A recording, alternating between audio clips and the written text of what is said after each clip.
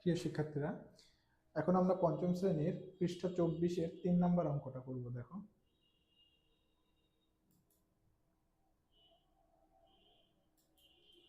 এখান থেকে স্ক্রিনে তোমরা দেখতে পাচ্ছ 3 নম্বর প্রশ্নটা দেওয়া আছে। পলি এবং রাজনের একত্রে 18,650 টাকা আছে। রাজন অপেক্ষা পলির 1,680 টাকা কম আছে। পলি ও রাজনের প্রত্যেকের কত টাকা আছে? আমি প্রশ্নটা একটু বোর্ডে তুলতেছি।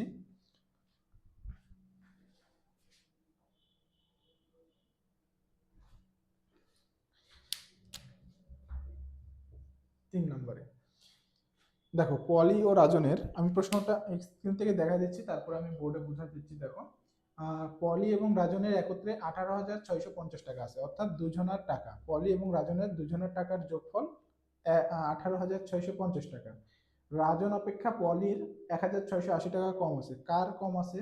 দেখো, রাজন অপেক্ষা, একটু ভালো করে এখানে পড়তে হবে। রাজন অপেক্ষা পলির, আমরা টাকাকে পরে পড়বো, টাকাটা বাদ রাখবো। রাজন অপেক্ষা পলির কম আছে। টাকাটা বাদ রেখে যদি আমরা রিডিং করি তাহলে দেখবো যে আমরা তাহলে বুঝতে পারবো খুব সহজেই। রাজন অপেক্ষা পলির কম আছে, তার মানে পলির কম আছে, রাজনের বেশি আছে। পলির কত টাকা কম আছে? 1,680 টাকা কম আছে পলির। আচ্ছা, এখন আমাদের বের করতে হবে পলির এবং রাজনের প্রত্যেকের কাছে কত টাকা আছে। পলির কাছে কত টাকা আছে এটাও বলা নাই, রাজনের কাছে কত টাকা আছে এটাও বলা নেই। দুইজনের টাকা একসাথে কত টাকা সেটা বলা হয়েছে, আর পলির কাছে কত টাকা কম আছে সেটা বলা হয়েছে। যেহেতু আমরা জানি না কারো কাছেই কত টাকা করে আছে, আমরা একটা অজানা মান ক ধরে নেব। আমরা কিন্তু গাণিতিক বাক্য অনুসারে অঙ্ক করা দেখে আসছি।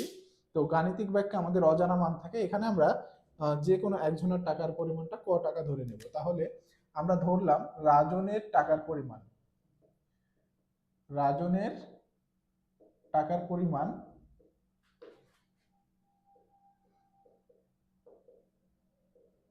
কত? ক টাকা। রাজনের কাছে কত টাকা আছে আমরা জানি না, আমরা ধরে নিলাম রাজনের কাছে ক টাকা আছে। তাহলে পলির কাছে কত টাকা আছে? অতএব পলির কাছে আছে, আমরা জানি পলির কাছে রাজনের থেকে 1,680 টাকা কম আছে। তাহলে রাজনের টাকা ক টাকা, তাহলে ক টাকার থেকে আমাদের কত? 1,680 টাকা বাদ দিলেই আমরা পলির টাকার পরিমাণ পেয়ে যাব। তাহলে পলির কাছে আছে রাজনের টাকা ক, ক এর থেকে 1,680 টাকা বাদ দিলাম, ক এর থেকে 1,680 টাকা বাদ দিলেই কম, 1,680 টাকা কম হচ্ছে রাজনের চেয়ে। তাহলে এত টাকা আছে পলির কাছে। আর দুইজনের টাকার সমষ্টি আমাদের কত বলা হয়েছে? পলি ও রাজনের টাকার সমষ্টি, পলি ও রাজনের টাকার সমষ্টি একসাথে কত টাকা? 16,850 টাকা, 16,650 টাকা। না, 16 না, 18,650 টাকা, 18,650 টাকা। তাহলে দুইজনের টাকার যোগফল এইটা, অর্থাৎ এই আমাদের উপরেরটা রাজনের টাকা, নিচেরটা আমাদের পলির টাকা। তাহলে দেখো, উপরেরটা আমাদের রাজনের টাকা, নিচেরটা আমাদের পলির টাকা। এই দুইজনের টাকা যদি যোগ করি তাহলে যোগফল আমাদের হবে 18,650 টাকা। তাহলে আমাদের শর্ত মতে কি হবে? শর্ত মতে ক টাকা রাজনের যোগ ক বিয়োগ 1,680, এই যে দুইজনের টাকা কিন্তু যোগ করলাম।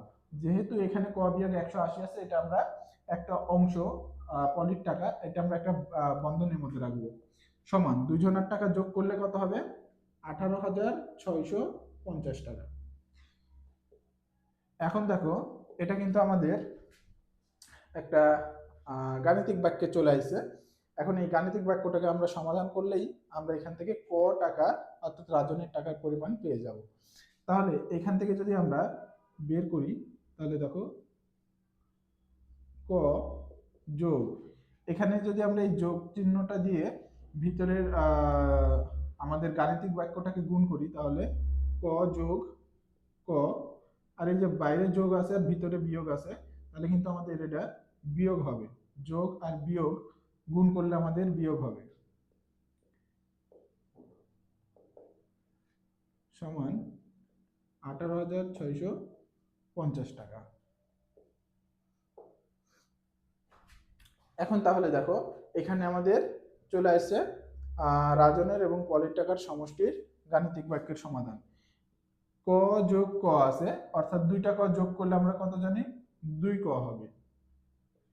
2 ক বিয়োগ 1,680 সমান 18,650। 2 ক আমাদের এখান থেকে ক এর মান বের করা লাগবে। এই গাণিতিক বাক্যটা থেকে আমাদের ক এর মান বের করা লাগবে।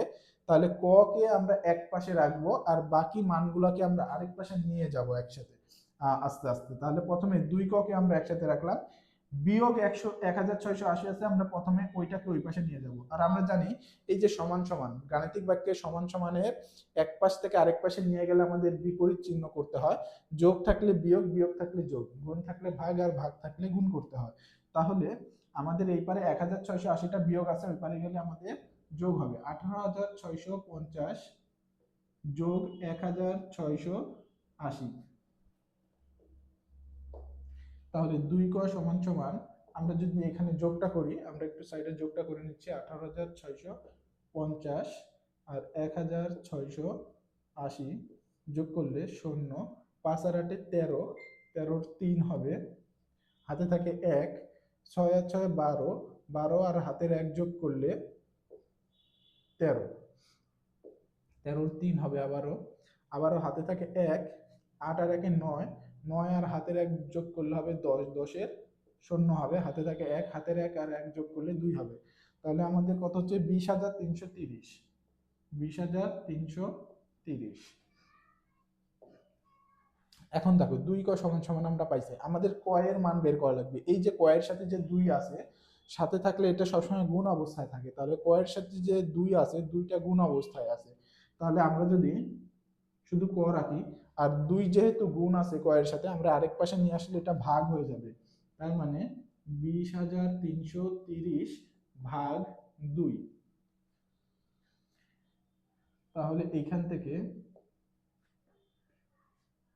আমরা যদি 20,330কে 2 দিয়ে ভাগ করি, তাহলে আমাদের ভাগফলটা কত আসতেছে দেখো। আমরা একটু ভাগটা সাইডে করতেছি।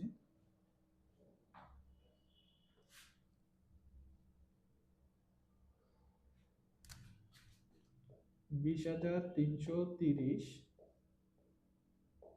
তাহলে আমরা 2 দিয়ে ভাগ করতেছি। দেখো প্রথমে হচ্ছে আমাদের 10 দুগুণ 20 আসতেছে, দেখো, তারপরে 3 নামাইলে আবার 1 2 1 যাচ্ছে না, আবার 3 নামাইলে 6 দুগুণ 12, আবার 1 0 নামাইলে 5 দুগুণ 10। তাহলে আমাদের আসতেছে 10,165। তাহলে ক সমান সমান 10,165। আচ্ছা, ক এর মান আমরা বের করছি 10,165।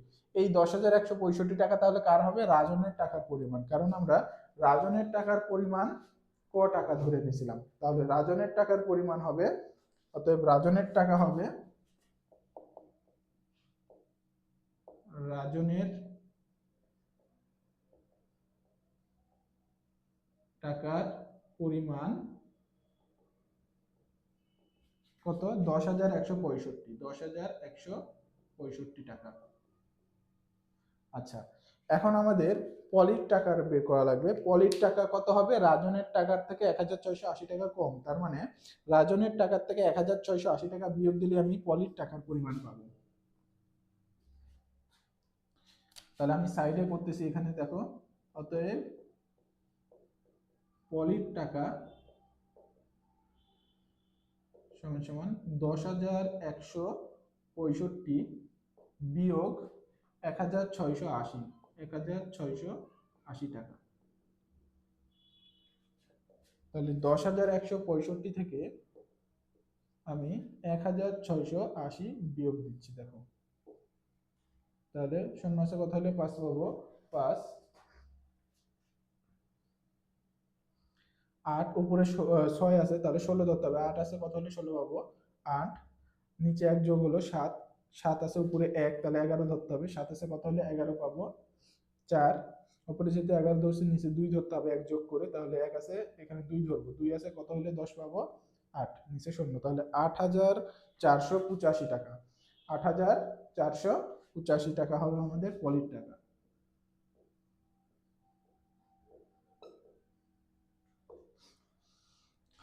দেখো, তাহলে আমাদের রাজনের টাকার পরিমাণ হবে 1,665 এবং পলির টাকার পরিমাণ হবে 8,485।